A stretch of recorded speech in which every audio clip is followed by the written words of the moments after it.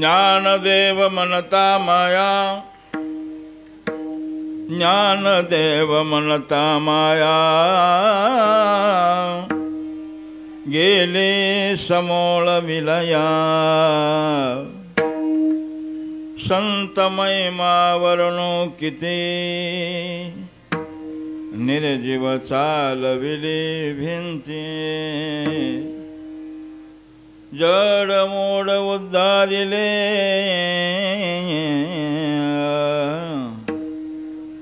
रेड्यामुखी वेद बोलविले. संत महिमा वर्णो किती, निर्जीव चालविली भिंती. मने नामयाचा नारा,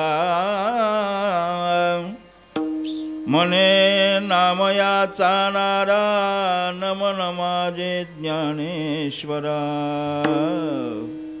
संत महिमा वर्णो किती, निर्जीव चालविले भिंती. समचरण सरोजं सान्द्रनीलावुदावं, जगननीतपानि मण्डनं मण्डनानां. तरुणतुलसीमाला कञ्जनं कञ्जनेत्रं, सदैधवलहासं विठ्ठलं चिन्तयामि. पाण्डुरङ्गा करू प्रथम नामाना, तुसरे संतसेया, तुसरे संतसेया. पाण्डुरङ्गा करू प्रथम नामाना, तुसरे संतसेया, तुसरे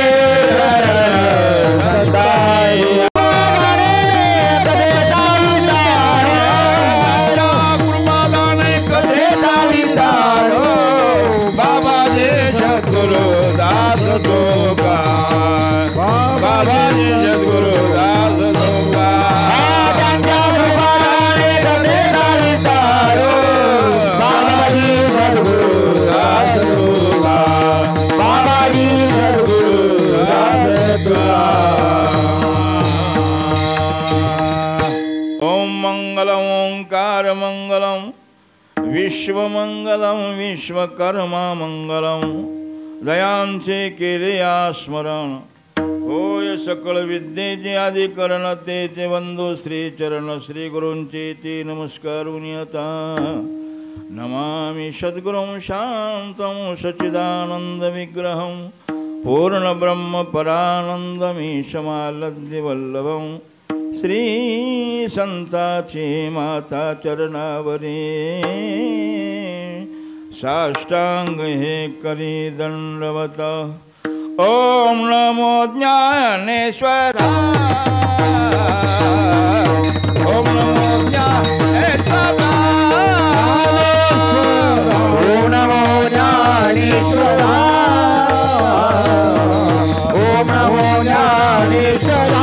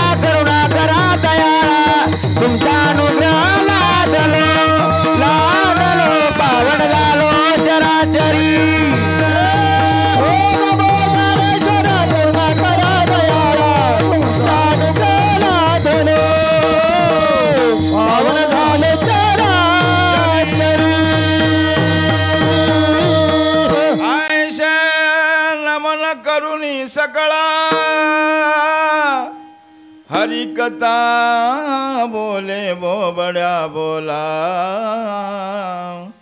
अज्ञान म्हणून आपुल्या बाळा चालवी सकळा नामा म्हणे. ज्ञानदेव म्हणता माया, ज्ञानदेव म्हणता माया, गेली समूळ विलया. संत महिमा वर्णू किती, निर्जीव चालविले भिंती. प्रस्तुत प्राप्त समय सेवेकरता घेतलेला अभंग भगवान परमात्म्याचे लाडके भक्त नामदेवराय यांचे चिरंजीव नारायण महाराज यांचा हा 4 चरणाचा सेवेकरता घेतलेला अभंग. या अभंगातून नारायण महाराज जे बोलणं करतात, त्या बोलण्याचा संबंध, त्या बोलण्याचं कारण, त्या बोलण्याची अवस्था आपण सर्वांच्या दृष्टीने विचार केल्यानंतर लक्षात येईल. कारण जे बोलणं आहे त्या बोलण्याचा हेतू त्यांच्या बोलण्यातून सिद्ध होतं. त्या बोलण्याचा हेतू आपण सेवेच्या दृष्टीने पाहायला लागल्यानंतर स्वात्म अनुभवात्मक उद्गार व्यक्त होतात. आणि ते उद्गार जरी त्यांचे दिसून येत असले तरी पण सर्व भगवत भक्ताच्या दृष्टीने सर्व या ठिकाणी चिंतन करायला लागल्यानंतर त्या बोलण्यातून असं दिसून येत नाही की एका करता बोलणं केलं म्हणावा किंवा विद्वानाकरता बोलणं केलं म्हणावा किंवा सामान्य वर्ग यांच्याकरता केलं म्हणावा, असं कुठल्याही प्रकारचं दिसून येत नाही. पण सर्वांच्या दृष्टीनं ते बोलणं फायद्याचं आहे हे मात्र चिंतन करावं लागतं. आणि म्हणून आम्ही सर्वजण आजच्या घडीला चाललेल्या पर्वकाळामध्ये चाललेल्या या प्रसंगाच्या दृष्टीनं चिंतन करायला लागलो. आपण सर्वजण भाग्यवान आहोत, पुण्यवान आहोत, किती पवित्र आहोत याला मर्यादा नाही. सर्व आज अलंकापूर नगरीमध्ये सर्वांचा विचार केल्यानंतर, सर्वस्वाचा विचार केल्यानंतर आपल्याला दिसून येईल अलंकापूर नगरीमध्ये कोण आलं नाही, कोण आला नाही, कोण कोण आले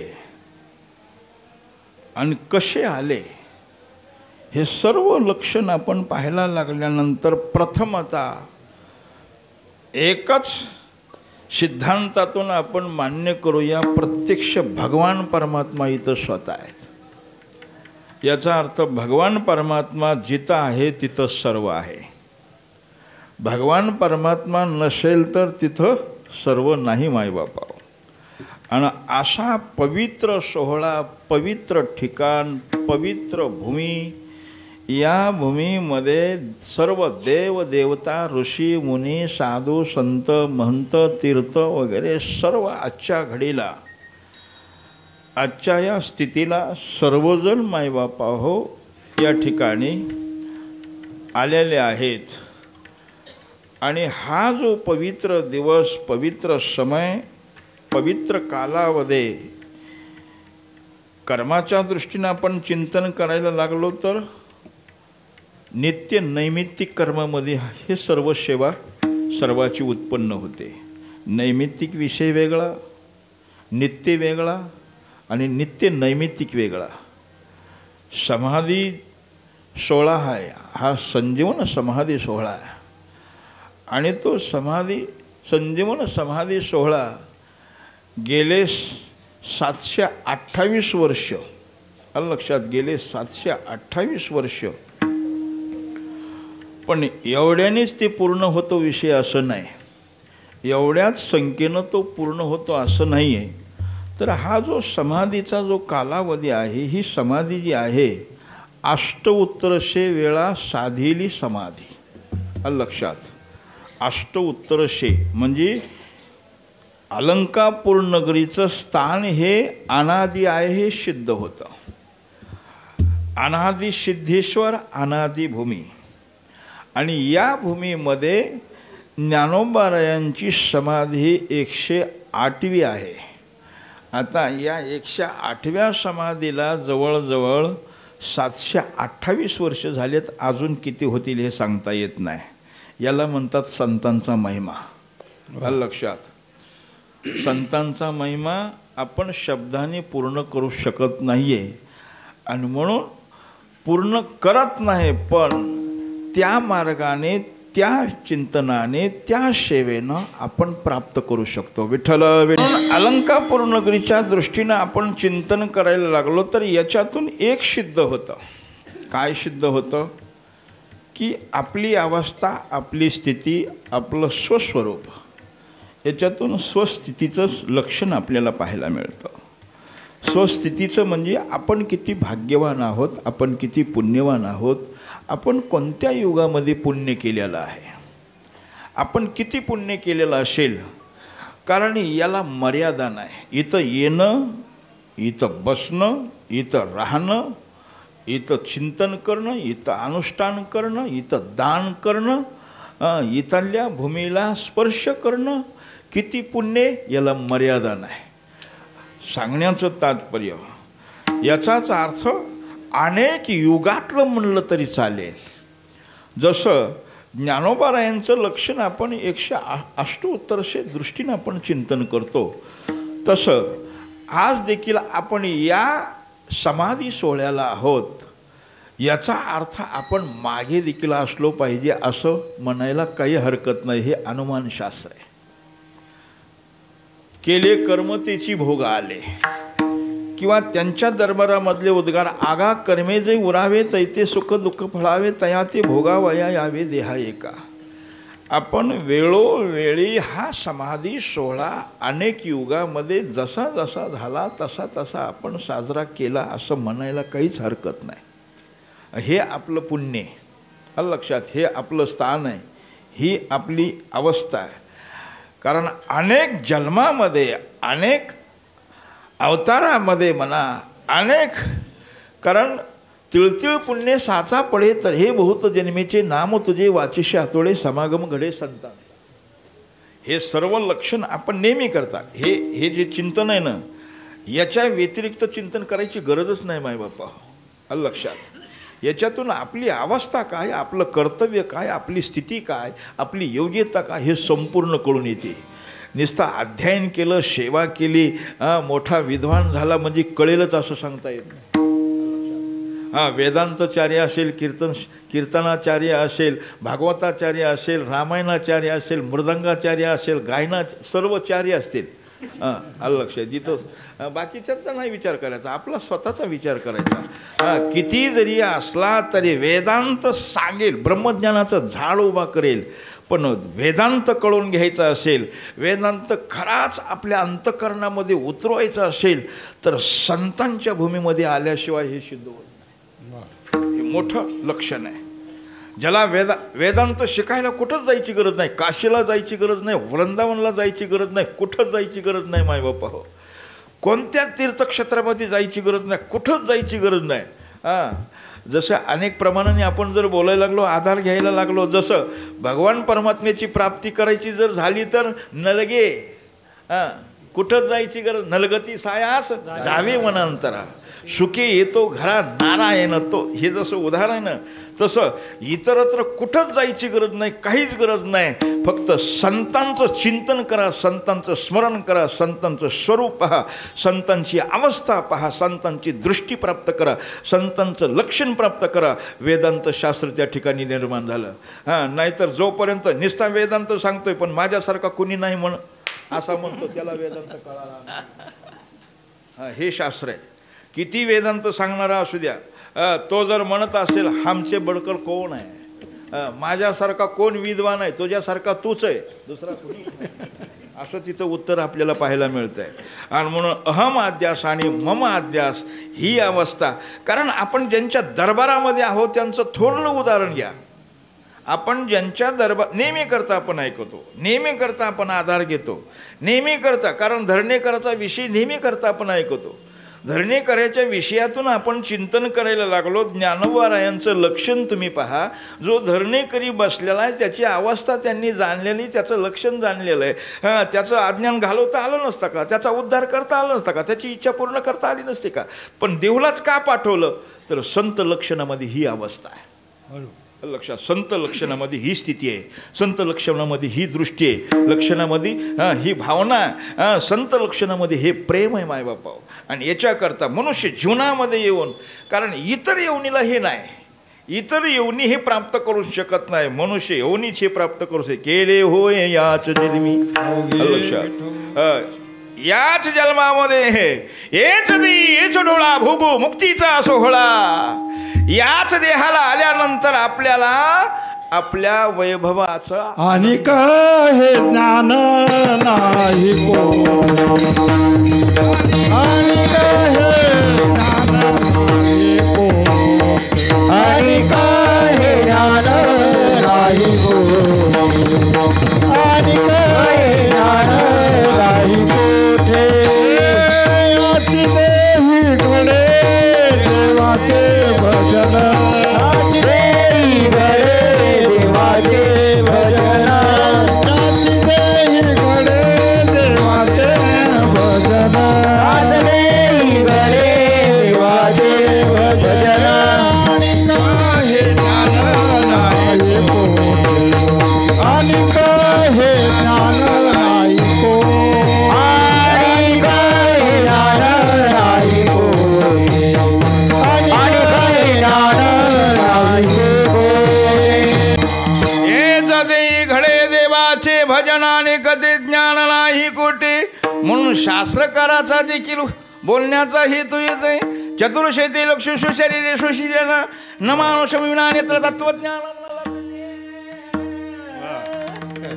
त्याच्याशिवाय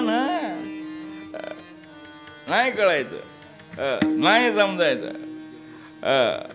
मनुष्य देहाला आल्यानंतरच आहे मायबापा समजणार. मनुष्य देहालाच, इतर देहाला नाही.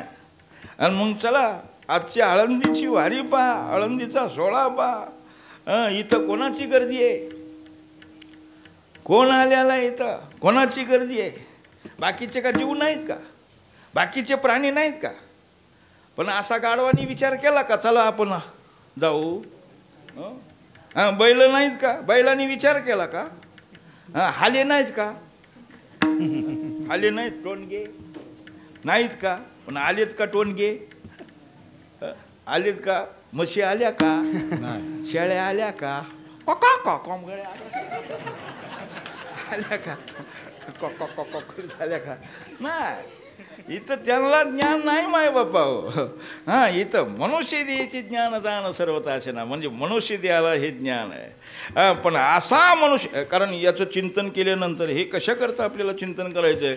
कारण त्यांच्या बोलण्याचा हेतू कोणत्या दृष्टीनं आहे, संतांची बोलण्याची दृष्टी काय आहे, संतांची बोलण्याची भावना काय आहे, संतांच्या दृष्टीतून काय सिद्ध होतं. कारण त्यांचं बोलणं तुम्ही पहा, त्यांचे विचार तुम्ही पहा, त्यांचं स्मरण तुम्ही करा. सर्व दृष्टीनं आपण चिंतन करायला लागल्यानंतर आपल्याला पाहायला मिळतं याचा अर्थ त्यांचं बोलणं केवळ मनुष्य देहाकरता आहे, मानवाकरता आहे मायबापा. कारण मानवाला बोलत असताना ते बोलत स्वतःविषयी जरी बोलत असले, स्वतःविषयी जरी ते चिंतन करत असले, तर स्वतःविषयी त्यांच्या दृष्टीनं चिंतन केल्यानंतर स्वतःला काहीच कर्तव्य नाही. अरे ज्यांनी देहाचा संबंध ठेवलेला नाही, देहाविषयी उदास आहे, नवे नवे जाळूनी संसार बैसलो अंगणी, ही अवस्था आहे त्यांची. मग त्यांना काय करायचं बाकीचे नाही. हे केवळ तुमच्या आमच्या करता. म्हणून तुमचं आमचं लक्षण काय आहे, तुमचा आमचा अधिकार काय आहे, एवढी योग्यता आहे. आपण केलं तर काय होऊ शकत नाही. म्हणून सर्वांनी आपलं आपलं वैभव पहा, आपली आपली दिव्यता पहा, आपला आपला अधिकार पहा, आपलं आपलं ज्ञान पहा, आपला आपला गुण पहा मायबापा. हो, हे आपण प्राप्त केलं आहे. आज हे वर्णन कोणाचं आहे? गुणाचं वर्णन आहे. गुणाचं वर्णन आहे. बाकी सर्वच आहेत. सर्वांनाच मृदंगाचारी म्हणतात का?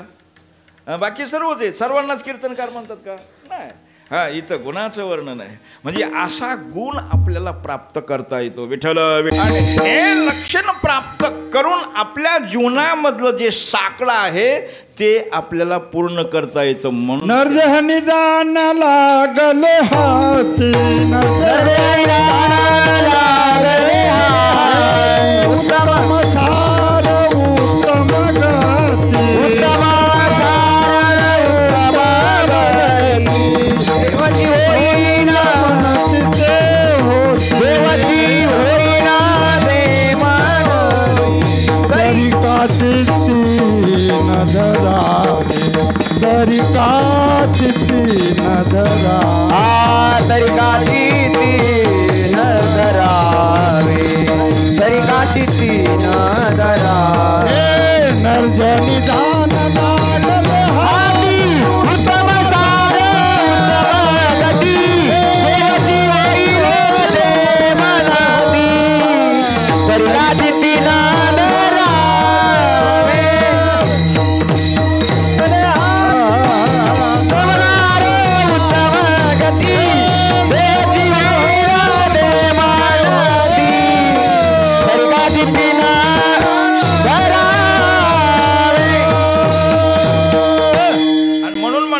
तरिका चित्ती न धरावी. याचं सार आहे, या शब्दामध्ये सार आहे. तरिका चित्ती न धरावी. अरे आपल्याला संधी सापडलेली आहे, आपल्याला लाभ प्राप्त झालेला आहे. नरदे निदान लागले हाती, उत्तम सार उत्तम गती. म्हणजे सारातलं सार, उत्तमातलं उत्तम, गती आपल्याला उत्तम, सर्व उत्तमच. तरिका चित्ती न धरावी, तरिका न धरावी चित्ती. याचाच अर्थ विचार करा. आपण किती भाग्यवान आहोत, आपण किती पुण्यवान आहोत.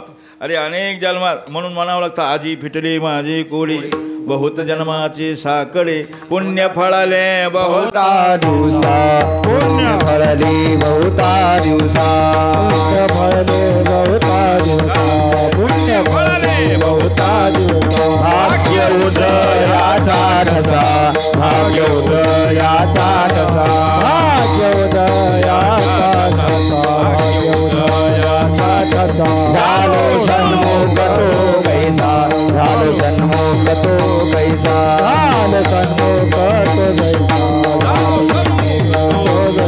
संत चरणी पावलो,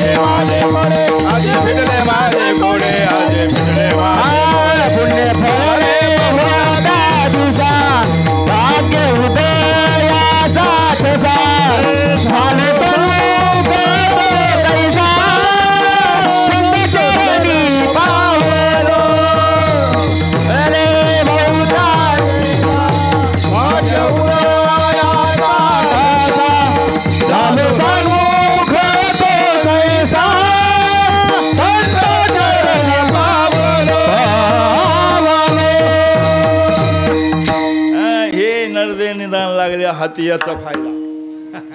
लक्षात, हे फायदा, हे सर्व फायदा माय बापा, साधं सुद्धा नाही. म्हणून आपलं पुण्य फळाला आलं म्हणावं लागल.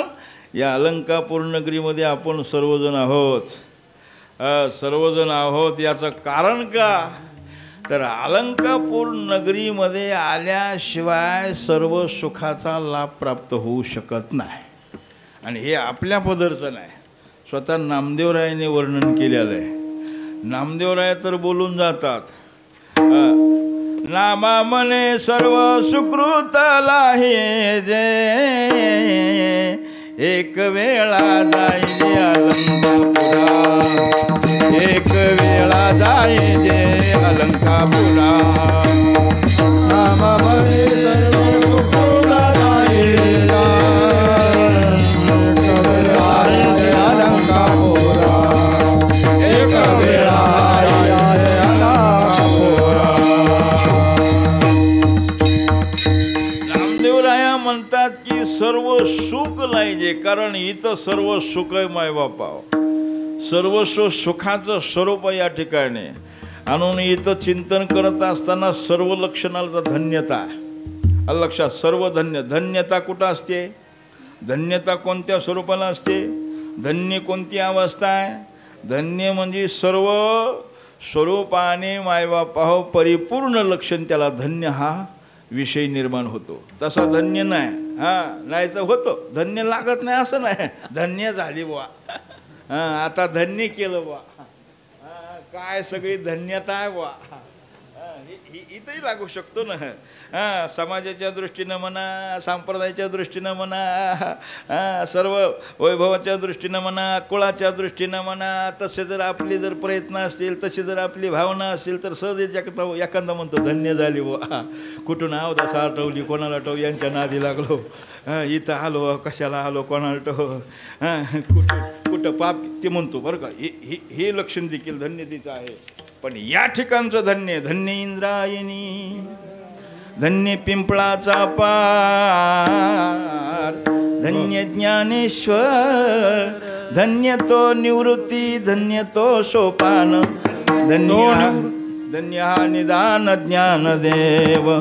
सर्व धन्य माय बापा हो. आणि म्हणून ज्याला धन्य व्हायचं असेल, ज्याने धन्यता प्राप्त करायची असेल, तर त्यांनी मायबाप हो अलंकापूर नगरीमध्ये यावं. धन्य आदि दिन झाले संताचे दर्शन, झाले संताचे दर्शन, झाले संताचे दर्शन,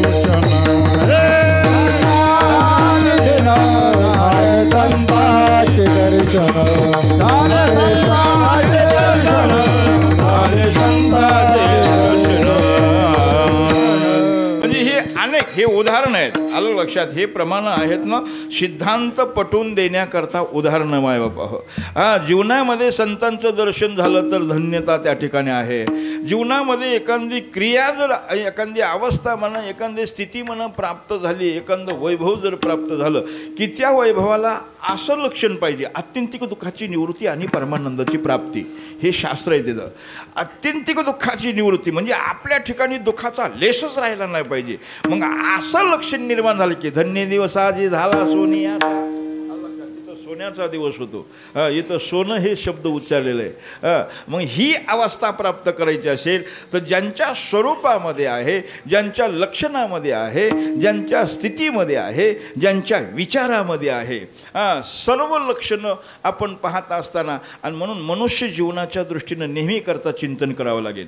एवढंच नाही तर परत इथं शास्त्र सांगतंय, आपण जर एखादी वाक्यता म्हणा, एखादा शब्द म्हणा, एखादं व्याख्यान म्हणा, किंवा एखाद्या गोष्टीचं आपण सारखं जर बोलणं करायला लागलो तर त्या ठिकाणी शास्त्राच्या दृष्टीनं दुरुक्ती दोष लागू शकतो मायबापा हो. पण ती कोणत्या दृष्टीनं, ज्या वर्णनातून, ज्या उच्चारातून स्वतःचंही कल्याण नाही आणि दुसऱ्याचंही कल्याण नाही, असा विषय जर आपण वेळोवेळी आता मला सांगा, या संसाराचं किती जरी आपण वर्णन केलं तर काय फायदा आहे? म्हणजे वर्णन करणाऱ्याचा फायदा नाही आणि वर्णन जे ऐकतात त्यांचाही फायदा नाही. संसार तो संसारच आहे, कारण तो दुःखरूप आहे. आता दुःखरूप गोष्टीचं आपण किती जरी वर्णन केलं तर काय उपयोग आहे? मग या दुःखावर मात घालणारं जे लक्षण आहे, दुःखावर आक्रमण करणारं लक्षण आहे. म्हणजे आपण जसं उदाहरणार्थ आपण किती चाललो याला महत्त्व नाही, पण प्राप्त झालेलं जे लक्षण आहे ते महत्त्वाचं दिसून येतं. जसं आपण वारकरी आहोत, पंढरपूरला जातो, अनेक तीर्थक्षेत्राला जातो. आपण वारीमध्ये चालत असताना, दिंडीमध्ये चालत असताना आपल्या दुःख होतं, त्रास होतो, पण कुठपर्यंत, किंवा आपण बारीला लागलो. आता बारीला लागली महात्म्य तर सर्व पुण्यवान मायबाप हो बारीला लागले, तर बारीला लागल्यानंतर सर्वांची भावना काय होते, आता वेळ झालेला असतो, कोणाचे 2 दिवस आहेत, कोणाचे 3 दिवस झालेले आहेत, डोळे सुचतात काय, पाय सुचतात काय, भूक लागते काय, चहा नाही, पाणी नाही, काय नाही, काय नाही. ते म्हणतो काय काय खरं नाही बाबा, काय खरं नाही, किती त्रास आहे, किती यातना आहेत, किती दुःख आहे. पण कुठपर्यंत, जोपर्यंत समाधीचं दर्शन होत नाही तोपर्यंत चिंतन करा. पांडुरंग परमात्म्याचं दर्शन होत नाही तोपर्यंत, आणि दर्शन घेतल्याची अवस्था भाग गेला, शिन गेला, आवाज झाला. लक्षात, ही अवस्था त्या ठिकाणी निर्माण होते. म्हणजे सांगण्याचं तात्पर्य की आपण जे करतोय त्याच्यापासून आपलं काय लक्षण आहे. तसं या ठिकाणी चिंतन करत असताना अलंकापूर नगरीमध्ये आल्यानंतर आपल्याला काय मिळतं आणि काय प्राप्त होतं आणि काय मिळवलं पाहिजे आणि काय प्राप्त केलं पाहिजे, याला आड येणारं जे लक्षण आहे ते लक्षण कसं दूर होईल हे प्रयत्न करायचे. आणि हे संतांच्या दरबारामध्ये, संताशिवाय हे लक्षण जाऊ शकत नाही. संताकडे आपण पाहत नाही, आपण स्वतःला संत म्हणून संताकडे आपण पाहत नाही. पुन्हा प्रश्न या ठिकाणी निर्माण होतो, बाकीचा विचार करत नाही. आपण स्वतःला संत म्हणतो म्हणून आपण संताकडे पाहत नाही. स्वतःकडे संतपद घेत असताना आपण संत कसा शब्द वापरतो याची देखील विचारणा केली पाहिजे. इथं आपण चिंतन करत असताना संत पदामध्ये काय आहे, संत पदामध्ये सत अवस्था आहे, सत धातू आहे. सत सतो संत हा व्याकरण दृष्टीनं तो चाललेला आहे. म्हणजे सत्य, शुद्ध आहे, मंगल आहे, पवित्र आहे. किती पवित्र आहे, म्हणून पवित्र सोहळी एकतीचं भूमंडळ, त्यांचा आवडता देवा खंडित प्रेम भाव. याचा अर्थ ती किती पवित्र आहेत, त्यांच्या ठिकाणी येणारा किती अपवित्र असू द्या, तो पवित्र झाल्याशिवाय राहत नाही. आज आम्ही, कारण आमचा स्वतःचाच अनुभव पाहत असताना आम्हाला स्वतःला तेवढा आनंद होतो का, तर आम्ही अलंकापूर येण्याच्या अगोदरही आम्ही होतो आणि अलंकापूर नगरीमध्ये आल्यानंतर आहोत.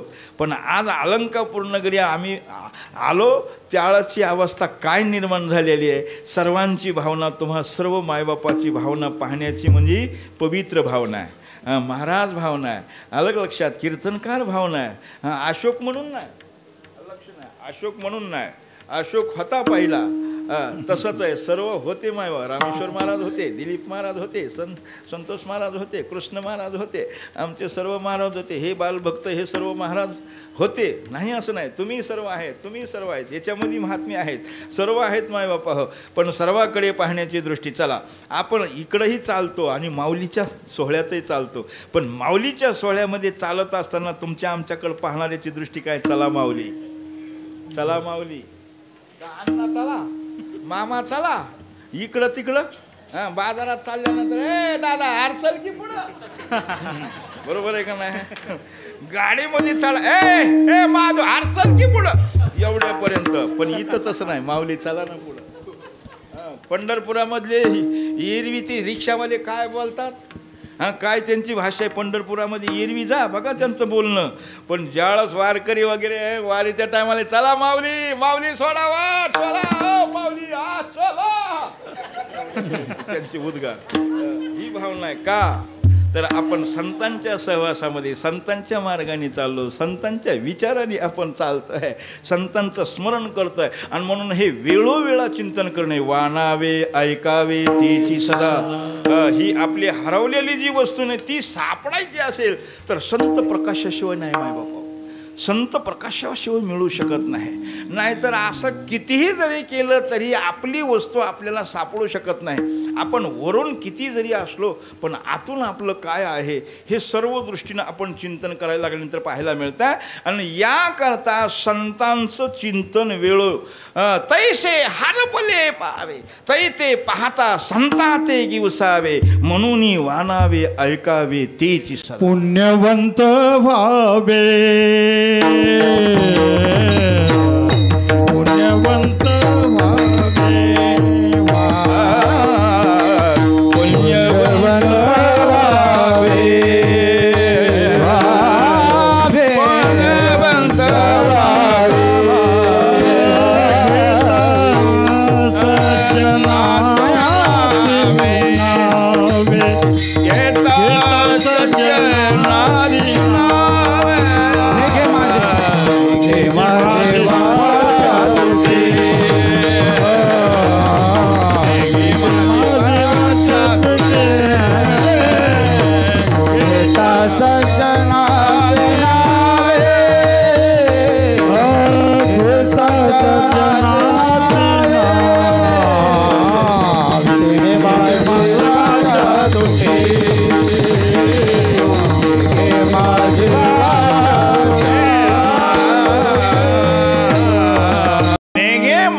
वाचा तुटे नेघे म्हणजे इतरत्र काहीच गरज नाही. या सज्जनाचं चिंतन, या सज्जनाचं स्मरण.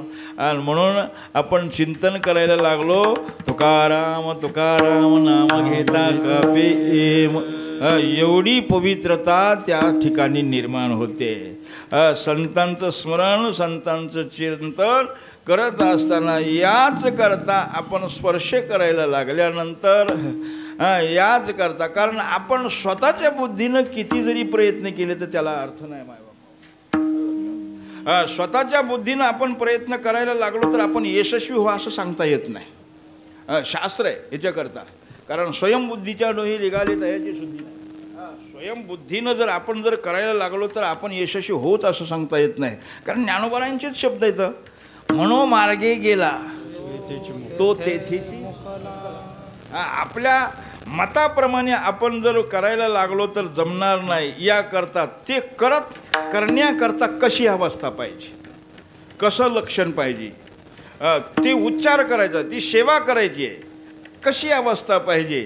तर त्या अवस्थेला पाहायचं जर असेल तर नारायण महाराजांचं शेवटचं चरण बोलण्याचं पहा, मग आपल्याला कळून येईल. नारायण महाराज बोलून जातात, म्हणे नाम याचा नारा, म्हणे नाम याचा नारा, म्हणे नाम याचा नारा, म्हणे नाम याचा नारा, म्हणे नाम याचा नारा, म्हणे नाम याचा नारा, म्हणे नाम याचा नारा, म्हणे नाम याचा नारा, नाम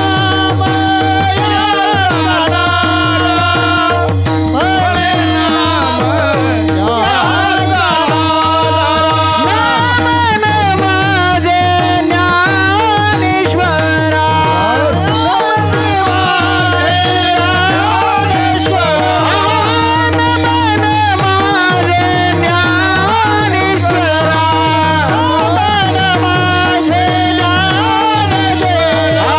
संत महिमा वर्णुकी, संत महिमा वर्णुकी, संत महिमा वर्णुकी, संत महिमा वर्णुकी,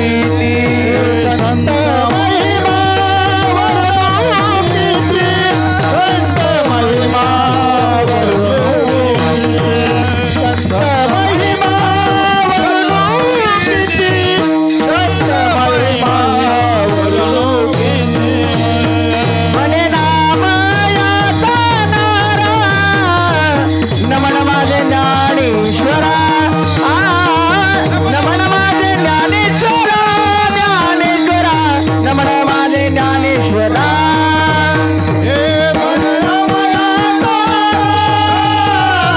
नमन माझे ज्ञानेश्वरा, नमन माझे ज्ञानेश्वरा, नमन माझे ज्ञानेश्वरा.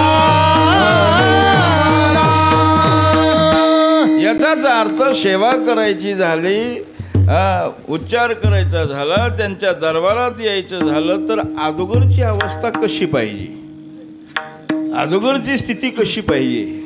लक्षात कोणतंही कार्य करायचं असेल, लक्षात आपण सर्वांच्या दृष्टीनं करत असताना परमार्थिक कार्य असेल, व्यावहारिक कार्य असेल, प्रपंचिक कार्य असेल, लक्षात सांप्रदायिक कार्य असेल, धर्माच्या दृष्टीनं असेल, सर्व दृष्टीनं आपण चिंतन करायला लागलो तर त्याच्या अगोदर लागणारी जी अवस्था आहे ती अवस्था पहिली प्रगट केली पाहिजे. ती अवस्था म्हणजे नमन या लक्षणातून सिद्ध होते. नमन या अवस्थेतून, नमन माझे ज्ञानेश्वरा, कारण माझं नमन आहे, लक्षात मी नम्रतापूर्वक सांगतो.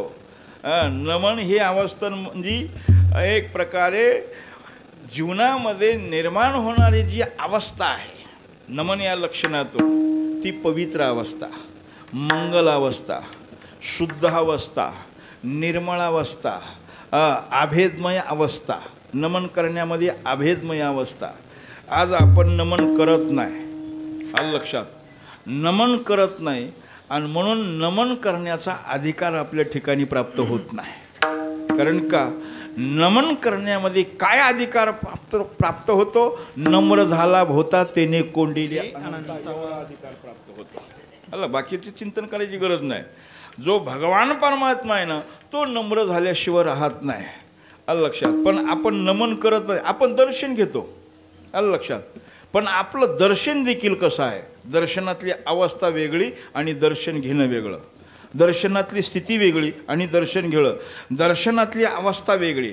दर्शन त्याला म्हणतात मायबापा हो, ज्या दर्शनामध्ये समदृष्टी आहे, सम अवस्था, त्याला दर्शन म्हणतात. आपण दर्शन घेत नाही, दर्शन घेतो फक्त. दर्शन घेत नाही, दर्शन घेतो फक्त. त्या ठिकाणी आपल्या ठिकाणी कितीतरी मग गुणाचा म्हणा, अधिकाराचा म्हणा, श्रीमंतीचा म्हणा, वैभवाचा म्हणा, शक्तीचा म्हणा, रूपाचा म्हणा, काही ना काहीतरी स्थिती निर्माण होतो. पण नमन अवस्थेमध्ये तसं नाही. इथं चिंतन करायला लागल्यानंतर आपल्याला पाहायला मिळतं आहे. म्हणून नारायण महाराजांचं बोलणं हे किती आधारात्मक आहे. कारण हा आधार घेऊन आपण प्रवेश करू शकतो. या भवसागरातून आपण सहज तरून जाऊ शकतो. हा एक आधार आहे, ही अवस्था. आणि शास्त्रीय मायबापा सांगण्याचं तात्पर्य, आपण आपल्या मताप्रमाणे जरी किती कार्य करायला लागलो तर त्याला महत्त्व नाही. साधनेकरिता अपमतीशी तेच विघ्ने उपजती आईशी. तिथं विघ्न उत्पन्न झाल्याशिवाय राहत नाही. पण तीच साधने साधू उपदेशिती सर्व सिद्धीस पावती. ज्ञानोबारायांनी 12व्या अध्यायामध्ये वगैरे वर्णन केलेले आहे. सांगण्याचं तात्पर्य त्याच्याही पुढे आपण चिंतन करायला, साधून सांगता निर्धारे नाना साधने काय की घेतली हा निवांत पीठ. म्हणजे ते निवांत होऊ शकत नाही, तो स्थिर होऊ शकत नाही, त्याला ते प्राप्त होऊ शकत नाही. आणि म्हणून आधार आपण चिंतन करत असताना या ठिकाणी आधार घ्यायचा झाला की जे आडवं येणारं जे लक्षण ते कसं आहे. आपण मायेला मागं सारत नाही असं नाही. मायेला आपण आवरण्याचे प्रयत्न करतो. लक्षात, मायेला आपण आवरण्याचे प्रयत्न करतो, पण ती आपल्याला आवरत नाही. का आवरत नाही? का आवरत नाही? ती आपली नाही आहे. कोण म्हणताय ती आपली आहे? आपली असती तर आपल्या संग राहिली असती, आपल्याबरोबर आली असती. आपण चाललो तर ती आपल्याबरोबर येते. ती म्हणती मर, तुला काय मारायचं? आलं लक्षात. अजूनही चिंतन करा. चिंतन करायचं झालं ना तर याच्या दृष्टीनं चिंतन करा. आपण विश्वर सृष्टीतला विचार करायचा आणि जीवसृष्टीतला विचार करायचा. मायेचं लक्षण आपल्याला जीवसृष्टीच्या दृष्टीनं पळवत आहे मायबापा हो, जीवदृष्टीच्या दृष्टीनं. पण विश्वर दृष्टीच्या दृष्टीनं जर चिंतन करायला लागलो, विश्वर निर्मित जी लक्षणं आहेत ते आपल्याबरोबर येऊ शकत नाही. का तर आपण मायेच्या दृष्टीनं चालतोय मायबापा. विश्वर. आता चला, आपले बंगले आहेत, आपलं सर्व आहे, आपली शेती आहे, आपल्या गाड्या आहेत, विहिरी आहेत, झाडं आहेत, सर्व आपलं नाही का. कितीतरी मजली बंगली असते ना, आपण म्हणतो बंगल्याला, पण तो बंगला म्हणतो का तो माझा आहे? चला चिंतन करा, फक्त चिंतन करा. आपण मस्त म्हणतो बंगला, हे सर्व करताय. हे साधू संतांचं बोलणं कसं तुम्ही पहा. विश्वर सृष्टीतलं लक्षण तुम्ही मायेच्या दृष्टीनं जर स्वीकारत असाल तर त्या ठिकाणी इच्छा पूर्ण होऊ शकत नाही. आणि म्हणून मूर्तिलोकी सुखाची कहाणी ऐकी गेलं कमळाची श्रवणे, कैची सुखनिद्रा अंतरणी इंगळाच्या. हे चिंतन आहे ना, हे साधं सुद्धा नाही. म्हणून सांगण्याचं तात्पर्य, ही जी माया आहे ना, या मायेला आवरणारं लक्षण आहे. कारण ती आपली नाही, ती आता इथंही शंका निर्माण होईल. लक्षात. आता इथं शंका निर्माण कशी होईल तर कुणी म्हणेल की ती देवाची माया आहे, पण या ठिकाणी ज्ञानोबारायांचं नाव घेतल्यानंतर ती माया निघून कशी जाते? ज्ञानदेव मनता माया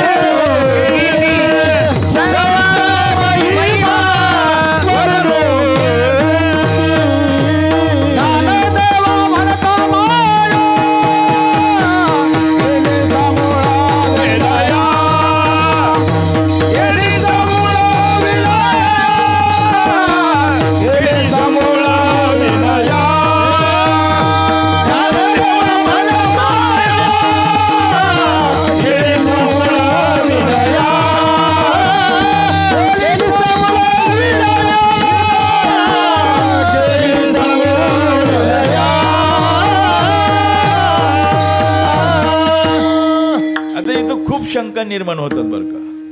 गेली, आता गेलेली बरी का मेलेली बरी? प्रश्न पहिला, गेलेली बरी का मेलेली बरी? हा? काय तुमचं मत आहे? चला इथंही चिंतन करू आपण. गेलेली बरी का मेलेली बरी? इथं मेलेली का शब्द उच्चारला नाही. अरे गेलेली केव्हा येईल? ती पुन्हा मागं लागल. मग जायला पाहिजे का मरायला पाहिजे? तो एकदाची मर, मी मोकळा झालो. बरोबर काय? हे सर्वांच्या दृष्टीने आपण चिंतन करूया. मग इथं मेली का नाही? आहे म्हणून मेली नाही का नाही म्हणून मेली नाही? काय मत आहे? ती आहे का? माया आहे का? आहे? कोण म्हणतं आहे? दाखवा. आहे, दाखवा ना. कुठे आहे ती? कशी ती पाहिली का तुम्ही डोळ्यांनी? वेदांत शास्त्राच्या दृष्टीनं चिंतन करत असताना कल्पित पदार्थाला केवळ नाव आहे, त्याला स्वरूप केवळ नाव आहे. पण स्वरूपाच्या दृष्टीने ती काळी का गोरी का खुजी का ठेंगणी का ढेबऱ्या पोटाची का बचक्या नाकाची का चिपड्या डोळ्याची कशी आहे? पाहिली आजपर्यंत नाही. पाहिली नाही. सहा नाही, ती नाहीच माय, सत्य नाही ती. ती माया आहे. आलं लक्षात? पण ती माया आपल्या पाठीमागं लागलेली आहे. आलं लक्षात? आपल्या पाठीमागं लागलेली. मग तिला आपण किती जरी प्रयत्न केले आवरण्यास, ती आपल्याला आवरणार आहे का? जी आपली नाहीच. आपण म्हणतोय आपलं आहे सर्व. आता मायेच्या पोटी घेऊन या छंद माझे माझे, चला चिंतन करा. घेऊन या छंद माझे माझे, हे सर्व माझं माझं माझं माझं म्हणतो आपण. मी केलं म्हणतो. हे सर्व आपण बोलून जातो. आपलं काय आपल्या संग येणार आहे का? चला, आपल्या संग येणार आहे का? काहीच नाही माय बापा. ही माया आहे. मग ही आपली माया नाही, जैवी माया नाही. मग जैवी माया का दैवी माया? वेदांत शास्त्राच्या दृष्टीनं चिंतन करा. जैवी माया का दैवी माया? जीव आश्रित माया का ब्रह्म आश्रित माया? पंचोदशीकारांनी पुष्कळसं चिंतन. जीवेशाव करोती मायाच्या स्वयमेव होती. म्हणजे जीव आश्रित माया नाही, ती ब्रह्म आश्रित माया आहे. मग या ठिकाणी कुणी हा विषयाचा आधार, हे कशा करता एवढं चिंतन केलं? या लक्षणाचा आधार घेऊन कुणी शंका मांडेल की या ठिकाणी ईश्वराची ती आहे, देवाची ती आहे. देवच तिला आवरू शकतो. बरं, प्रमाण आहेत अनेक ठिकाणी. सांभाळे सांभाळे आपुली माया आमाशिका भयभीत केले, असं प्रमाण आहे माय बाप. त्याला देवाला आपण हाक मारल्याशिवाय ती आवरू शकत नाही, हे शास्त्र आहे. मग या ठिकाणी जे बोलणं केलेलं आहे, मग इथं संत स्वरूपाचं कसं काय चिंतन? शंका. संत स्वरूपाचं चिंतन केल्यानंतर ती कशी गेली?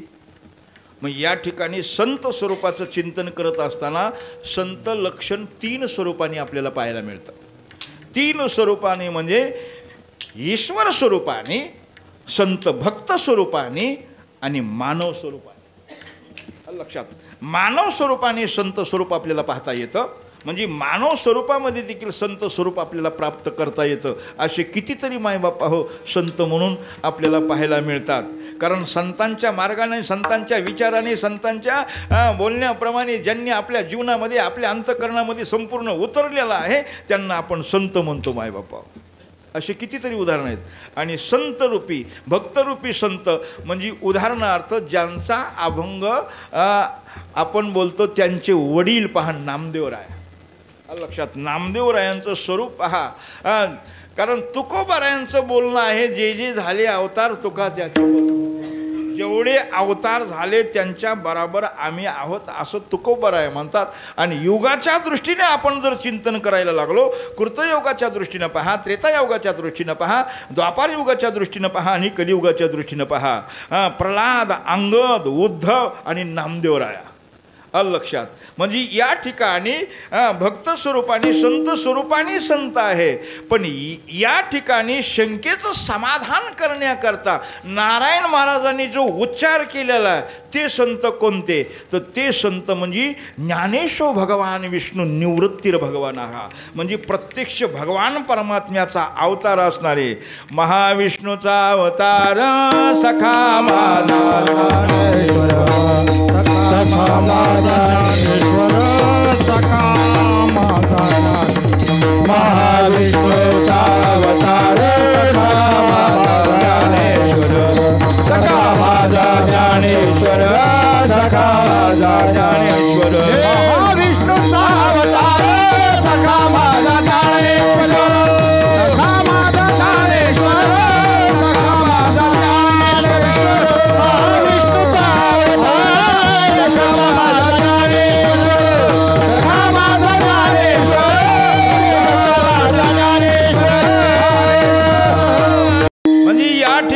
प्रत्यक्ष महाविष्णूचा अवतार आहे म्हणून इथं उच्चार करत असताना ज्ञानदेव म्हणता माया, ज्ञानदेव म्हणता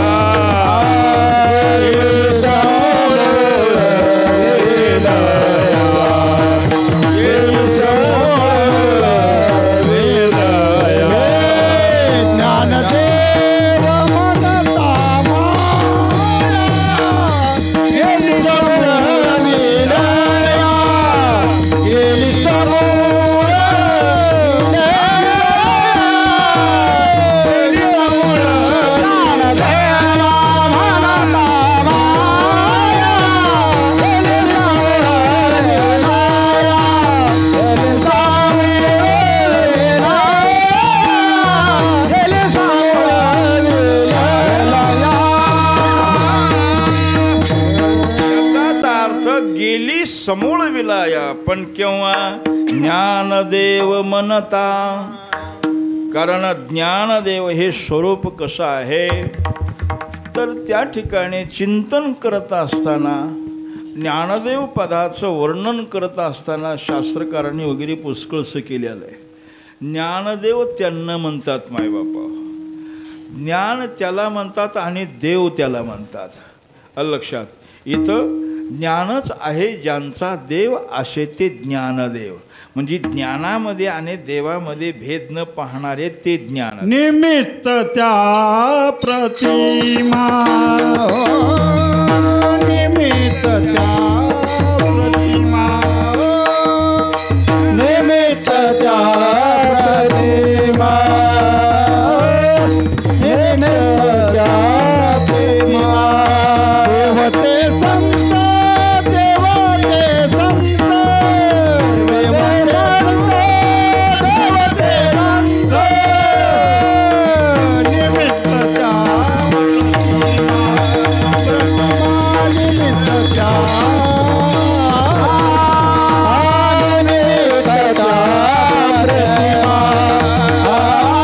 निमित्त त्या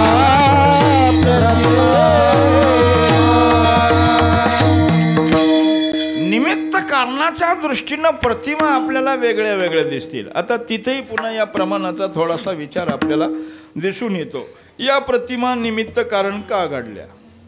पहिला मुद्दा लक्षात, ह्या का घडल्या?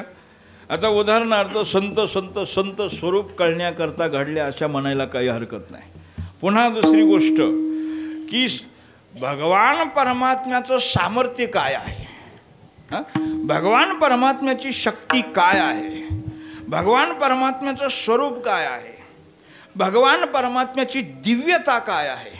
लक्षात, जसं शास्त्रीय दृष्टीनं इथं थोडीशी प्रक्रिया, आपण जर प्रक्रियेचा जर विचार केला तर आपल्याला कळून येईल मायबाप हो. कारण कोणतंही लक्षण पटवून देत असताना, कळून देत असताना किंवा मांडत असताना किंवा वर्णन करत असताना किंवा सांगत असताना त्याला शब्दाचा स्पर्श आहे. लक्षात, शब्दाचा स्पर्श आहे त्याला. तसं वर्णन होऊ शकत नाही, तसं सांगू शकत नाही, तसं पटवू देऊ शकत नाही. शब्द स्पर्श करावं लागतो तिथं. म्हणजे शब्दाने त्याचं वर्णन करावं लागतं. अमके अमके आहेत, तमके तमके आहेत, असा त्यांचा अधिकार आहे, असं त्यांचं वैभव आहे, असा त्यांचा गुण आहे, अशी त्यांची शक्ती आहे, अशी त्यांची उदारता आहे. त्यांना अनेक पुरावे आपण देऊ शकतो, अनेक उदाहरणं देऊ शकतो. आम्ही कर्णाचं उदाहरण पाहत होतो, आम्ही बळीराजाचं उदाहरण पाहत होतो. आणि पण प्रत्यक्ष काय उदारता आहे यांची. आम्ही धर्म पाहत होतो, काय यांचा धर्म आहे. फक्त पुराणामध्ये आम्ही पांडवाचा धर्म पाहत होतो, पण प्रत्यक्ष आम्हाला डोळ्यासमोर यांचा धर्म दिसून येतो. हे म्हणजे शब्दाने आपण वर्णन करू शकतो त्यांचं मायबाप आहो. पण इथं चिंतन करत असताना भगवान परमात्म्याचं वर्णन करायचं कोणत्या लक्षणाने तुम्ही करणार? भगवान परमात्म्याला कोणत्या शब्दाने स्पर्श करणार तुम्ही? अशब्द रूप अव्यय व्यापकतेनं तुम्ही स्पर्श करू शकत नाही, रूपाने तुम्ही स्पर्श करू शकत आहे, गुणाने तुम्ही स्पर्श करू शकत नाही. तो किती गुण म्हणून तर तिथं गुणरहितम कामनारहितम न शुक्लम न कृष्णम न रक्तम न पीतम इथं शास्त्रकारांनी वर्णन केलेलं आहे. त्याचं वर्णनच होऊ शकत नाही. किती गुणवान किती रूपवान आहे त्याला मर्यादा नाही, त्या रूपाला मर्यादाच नाही. मायबापा सर्व भुलून गेले भुलविले सर्वांना भुलवून टाकलं. रूप सावळे सकुमार रूप सावळे सुकुमार रूप सावळे सुकुमार रूप सावळे सुकुमार कानी कुंडले मकराकार कानी कुंडले मकराकार मकराकार सुकुमार रूप सावळे सुकुमार रूप सावळे सुकुमार रूप सावळे सुकुमार रूप सावळे सुकुमार. अरे ज्यांनी ज्यांनी त्याला पाहिलं मदनाने म्हणा कामाने म्हणा सर्वांनी म्हणा पाहिली वेद लावी वैशिवी जडूनी सावळे रूपाने चोराचे चिताचे राजस सुकुमार मदनाचा पुतळा पांडुरंग कांती दिव्ये तेजळ पांडुरंग कांती दिव्य तेज झळकी रत्न केळ पार्वती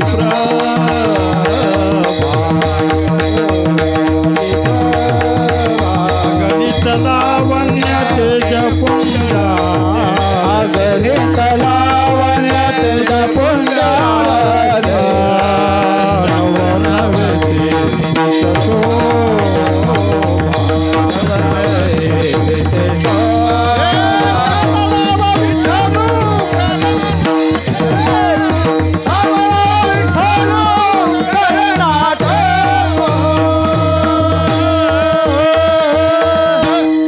जसं भगवंताचं वर्णन आहे तसं संतांचं वर्णन पूर्ण होऊ शकत नाही. आलं लक्षात.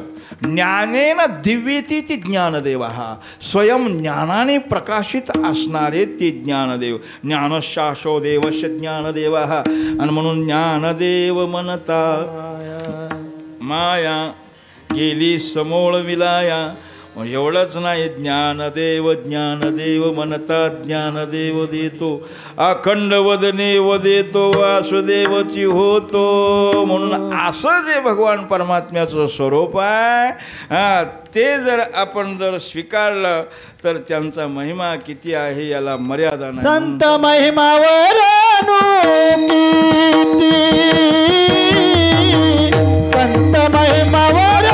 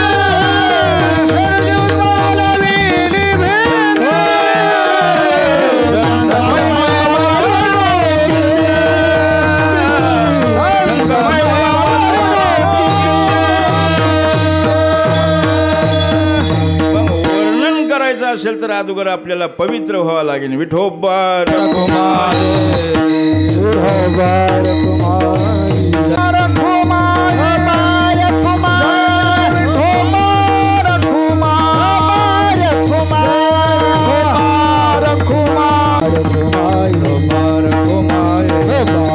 रखुमाई, रखुमाई,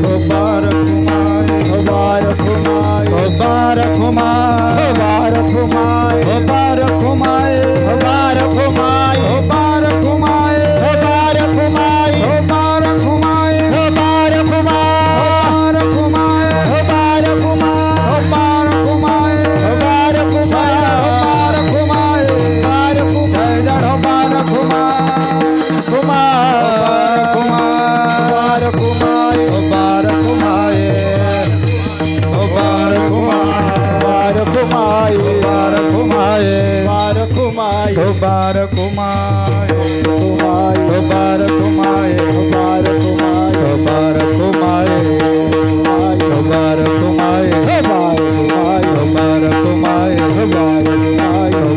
रखुमाई, रखुमाई, रखुमाई,